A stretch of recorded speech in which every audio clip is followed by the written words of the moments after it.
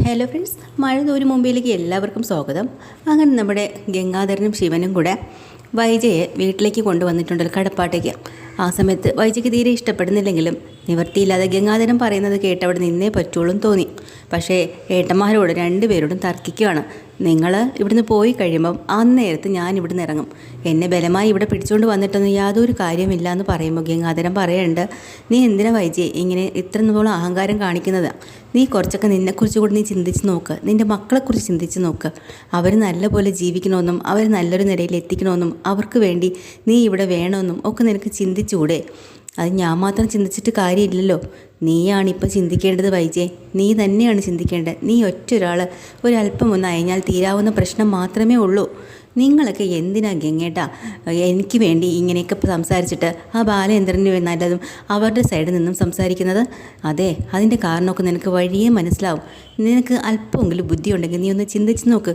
എന്തുകൊണ്ടാവും നിന്നെ കുറ്റപ്പെടുത്തിയിട്ട് നമ്മൾ ബാലചന്ദ്രൻ പറയുന്നതിന് സപ്പോർട്ട് ചെയ്യുന്നത്? അതിലെന്തെങ്കിലും ഒരു കാരണം ഉണ്ടാവില്ലേ? അത് നീ ചിന്തിച്ച് നോക്ക്. അതെന്താണെന്ന് ഞാൻ നിങ്ങളുടെ അടുത്ത് ചോദിക്കുന്നത്. ഞങ്ങളിപ്പോൾ അത് പറയേണ്ട കാര്യമൊന്നും ഇല്ല വൈജയ്. നിൻ്റെ ഭർത്താവായ ബാലചന്ദ്രൻ്റെ അടുത്ത് പോയി സംസാരിക്കുന്നേ. അത് കഴിഞ്ഞിട്ട് നിനക്ക് എല്ലാം മനസ്സിലായിക്കോളും.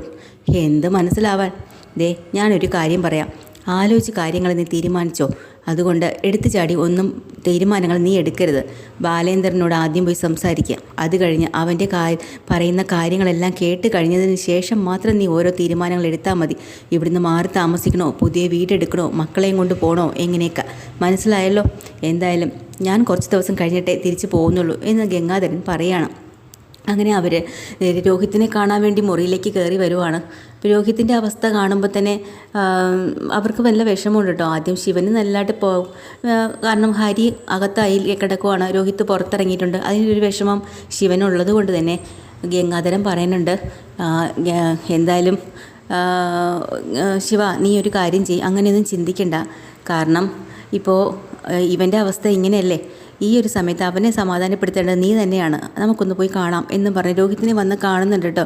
രോഹിത്തിന് ഭയങ്കര സങ്കടമായിട്ട് തിരിഞ്ഞു കിടക്കുകയാണ്. അപ്പോൾ ശിവൻ പറയുന്നുണ്ട്, മോനെ സങ്കടപ്പെടാതെ, നീ ഇപ്പോൾ ഒന്നുമില്ലെങ്കിലും ഭാഗ്യവാനാണ്. നിനക്ക് പുറത്തിറങ്ങാനെങ്കിലും കഴിഞ്ഞില്ലേ. അതേസമയം ഹരി ഇപ്പോൾ അകത്ത് തന്നെയല്ലേ. അവൻ്റെ അവസ്ഥ ആലോചിച്ച് ഞാനും എത്ര വിഷമിക്കുന്നു. അതുകൊണ്ട് ഇതൊന്നും ഓർത്ത് നീ സങ്കടപ്പെടണ്ട. നീ ഇതോടുകൂടി തളർന്നൊന്നും നീ വിചാരിക്കരുത്. നിനക്ക് ഇനിയും മുന്നോട്ട് ജീവിതമുണ്ട് എന്നൊക്കെ പറഞ്ഞ് ഗംഗാധരൻ ഉപദേശിക്കുക കേട്ടോ. പക്ഷേ രോഹിത്ത് ആ ഒരു പഴയതിൽ നിന്ന് മാറാൻ തയ്യാറല്ല എന്ന് മനസ്സിലാക്കുമ്പോൾ ഗംഗാധരൻ വീണ്ടും പറയുന്നുണ്ട്, ഒരിക്കലും അമ്മയെ പോലെ ആവരുത്. അമ്മ കാരണം ഈ കുടുംബം ഇങ്ങനെയൊക്കെ ആയിട്ടുണ്ട്. ഇനി മക്കളും കൂടെ അത് ആക്കി വെക്കരുത്. നമുക്ക് ജീവിതത്തിലൊരു വാശി വേണം. ചെറിയ ചെറിയ തെറ്റുകൾ എല്ലാവർക്കും പറ്റും. അതിൽ നിന്ന് ഇപ്പം നീ മോചിതനായില്ലേ, അതൊരു വലിയ കാരുണ്യമാണ്. അത് നീ ആലോചിച്ചോ. അതുകൊണ്ട് ഇപ്പം നമ്മുടെ ഈ അവസ്ഥകളൊക്കെ മാറും. ഈ സമയമൊന്നും പാഴാക്കി കളയരുത്. തിരിച്ച് നീ ജീവിതത്തിലേക്ക് വരണം എന്നൊക്കെ മോന് നന്നായിട്ട് ഉപദേശിക്കും കൊടുത്തിട്ട് പുറത്തേക്ക് പോകാട്ടോ അവർ. അങ്ങനെ അവർ രണ്ടുപേരും പുറത്തേക്ക് ഇറങ്ങുമ്പോൾ കൃഷ്ണമോൾ വരുന്നുണ്ട്. കൃഷ്ണമോൾക്ക് ഇവരെ രണ്ടുപേരെയും കാണുമ്പോൾ വലിയ സന്തോഷമാവണം കേട്ടോ. അങ്കിൾമാർ അവരോടൊക്കെ കുശലം അന്വേഷിക്കുകയാണ്. അത് കഴിഞ്ഞ് പറയാനുണ്ട് അമ്മ വന്നിട്ടുണ്ടെന്ന്.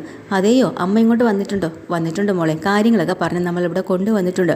ഇനി ബബിതയോട് ഞങ്ങൾ കാര്യങ്ങളൊക്കെ സംസാരിച്ചിട്ടുണ്ട്. നിങ്ങളെല്ലാവരും കൂടെ ഒറ്റക്കെട്ടായിട്ട് നിൽക്കുവാണെങ്കിൽ അമ്മയെ ഇവിടെ തന്നെ പിടിച്ചു നിർത്തണം. അത് നിങ്ങളുടെ കഴിവാണ് എന്നൊക്കെ പറഞ്ഞിട്ട് തിരിച്ചു പോവാണ്. അത് കഴിഞ്ഞിട്ട് കൃഷ്ണ നിന്ന് നേരെ അമ്മേനെ കാണാൻ ചെല്ലാണ് കേട്ടോ. കൃഷ്ണയായിട്ട് അത്ര രസത്തിലല്ലാത്തതുകൊണ്ട് തന്നെ കൃഷ്ണമോൾ വീണ്ടും നീ അച്ഛൻ്റെ കുട്ടിയല്ലേ എന്നൊക്കെ പറയുമ്പോൾ കൃഷ്ണമോൾ ചോദിക്കുന്നുണ്ട്, അമ്മയ്ക്ക് ഇത്രയൊക്കെയായിട്ട് മാറ്റങ്ങളൊന്നും സംഭവിച്ചില്ലല്ലേ എന്ന്. ആരടി പറഞ്ഞ മാറ്റങ്ങൾ സംഭവിച്ചില്ലെന്ന്, ഞാനിപ്പോൾ നടക്കുന്ന കണ്ടില്ലേ എന്നൊക്കെ തിരിച്ച് കളിയാക്കി വൈജയും പറയുകയാണ്. അത് കഴിഞ്ഞ് അലീനെ കുറ്റപ്പെടുത്തിക്കൊണ്ടിരിക്കുന്ന കാരണം നമ്മുടെ കൃഷ്ണമോൾക്ക് അത്ര പിടിക്കുന്നുമില്ല. ഇതൊക്കെ കഴിഞ്ഞിട്ട് കൃഷ്ണമോൾ പറയണ്ട, ഇവിടെ രോഹിത്തേട്ടൻ വന്നത് അമ്മ കണ്ടിരുന്നോ? ഇല്ല, മേളിലല്ലേ. എനിക്ക് അങ്ങോട്ട് പോയി കാണാൻ പറ്റാഞ്ഞിട്ടാ. എനിക്ക് പടി കയറാൻ വയ്യ. അതുമാത്രമല്ല ബാലചന്ദ്രൻ അവിടെ ഉണ്ട്, ശരിയാകത്തില്ല. അച്ഛൻ അവിടെ ഉണ്ടെങ്കിൽ അമ്മയ്ക്ക് എന്താ? അച്ഛൻ അപ്പുറത്തെ മുറിയിലല്ലേ, രോഹിത്തേട്ടൻ ഇപ്പുറത്തെ മുറിയിലല്ലേ. വാ, ഞാൻ കൂടെ കൊണ്ടുപോവാം. വേണ്ട, അത് പറ്റത്തില്ല. രോഹിത്തേട്ടനെ വന്ന് കണ്ടേ പറ്റുള്ളൂ. അങ്ങനെ പിടിച്ച് മേളിലേക്ക് കയറ്റിക്കൊണ്ട് പോകുന്നുണ്ട് കൃഷ്ണമോൾ നമ്മൾ വൈജയനെ. മേളിൽ ചെല്ലുമ്പോൾ തന്നെ ബാലചന്ദ്രൻ എവിടെ പോകാൻ വേണ്ടിയിട്ട് റൂം തുറന്നിറങ്ങുമ്പോൾ ഇവർ തമ്മിൽ കാണുക കേട്ടോ. എന്നാലും ബാലചന്ദ്രൻ അതിന് മൈൻഡൊന്നും വെക്കുന്നില്ല. വൈജയ്ക്ക് പെട്ടെന്ന് നാണക്കേടാവുകയാണ്. കൃഷ്ണമോൾ കുറച്ച് കുശലമൊക്കെ ചോദിക്കണം. അങ്ങനെ ബാലചന്ദ്രൻ പോകുമ്പോഴത്തേക്കിനും ഉടനെ തന്നെ വൈജയ്ക്ക് നല്ല ദേഷ്യം വരണുണ്ട് കേട്ടോ.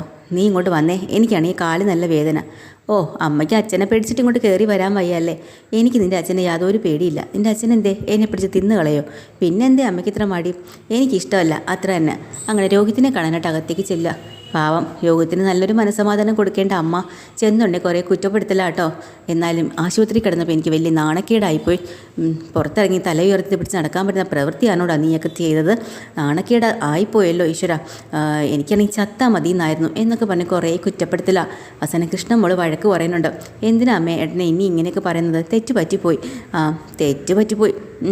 എന്നാലും നീ ഒരുത്തിനെ കൊന്നിട്ടാണ് പോയിരുന്നെങ്കിൽ ഒരു അന്തസ്സുണ്ടായിരുന്നടാ. പീഡന കേസെന്നൊക്കെ പറയുമ്പോൾ എന്തോ ഒരു നാണക്കേടാ. മനസ്സ് തകർന്ന് മാനസിക നില തെറ്റിക്കിടക്കുന്ന രോഹിത്തിനോടാണ് സ്വന്തം അമ്മ ഇങ്ങനെയൊക്കെ പറയുന്നത്. അപ്പം എന്നിട്ട് പിന്നെ ചോദിക്കുന്നുണ്ട്, ജയിലിൽ എങ്ങനെയായിരുന്നോ? സുഖമായിരുന്നോ? നല്ല ആഹാരമൊക്കെ അല്ലേ കിട്ടുന്നത്? പിന്നെ എന്താ നീ ക്ഷീണിച്ച് പോയത് എന്നൊക്കെയുള്ള ചോദ്യങ്ങളാട്ടോ വൈജയുടെ ഭാഗത്തുനിന്ന്. പെട്ടെന്ന് രോഹിത്ത് പതിയെ ഞെരങ്ങി പറയാനുണ്ട്, എനിക്ക് സുഖമില്ല, പനിയാന്ന്. പനി നീ അപ്പോൾ ഉടനെ നമ്മുടെ കൃഷ്ണ പറഞ്ഞിട്ടുണ്ട്, ഏട്ടന് നല്ല പനിയുണ്ടായിരുന്നു. പിന്നെ ഇതൊക്കെ നമ്മുടെ അലീന ചേച്ചിയാണ് ഒരു വിധമൊക്കെ നേരത്തിൽ ഇത്രത്തോളം കൊണ്ട് എത്തിച്ചത് എന്നൊക്കെ പറഞ്ഞ് സപ്പോർട്ട് കൊടുക്കാട്ടോ. ഓ, അവൾ അലീന, നീ ഒന്നും മിണ്ടാതെ നിൽക്കുന്നുണ്ടോ? അവളുടെ ഒരു പുരാണം എന്നൊക്കെ പറഞ്ഞ് മോളെ വഴക്കുറയാട്ടോ അവർ.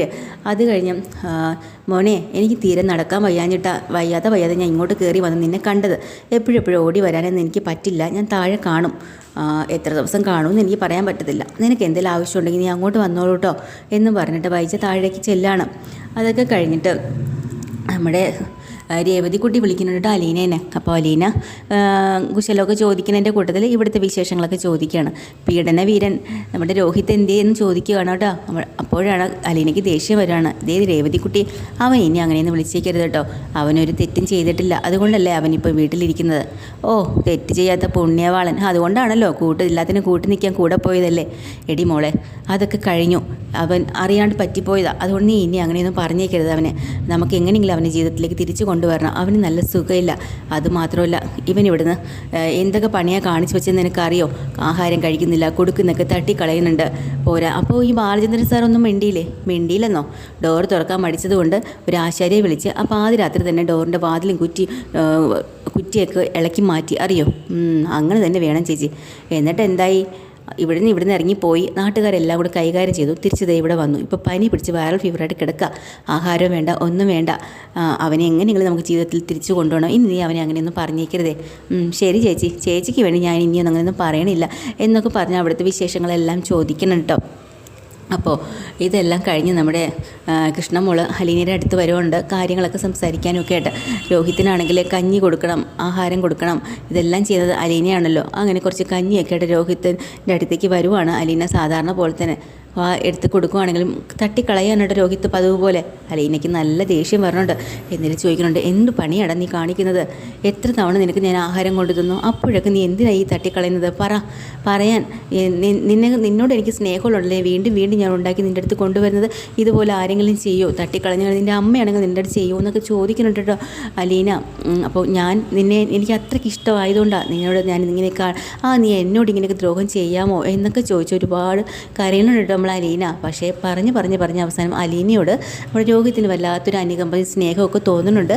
അങ്ങനെ അലീന ഒരു കൊണ്ടുവന്ന ഭക്ഷണം രോഹിത്ത് കഴിച്ചു തുടങ്ങി. അത് തന്നെയാണ് ഏറ്റവും പോസിറ്റീവായിട്ടുള്ള കാര്യം. ഇതാണ് ഇന്നത്തെ എപ്പിസോഡിൽ. ഡീറ്റെയിൽഡ് എപ്പിസോഡ് വീണ്ടും വരാം. ചാനൽ ഇഷ്ടമായി ലൈക്ക് ചെയ്യുക, സബ്സ്ക്രൈബ് ചെയ്യുക. താങ്ക്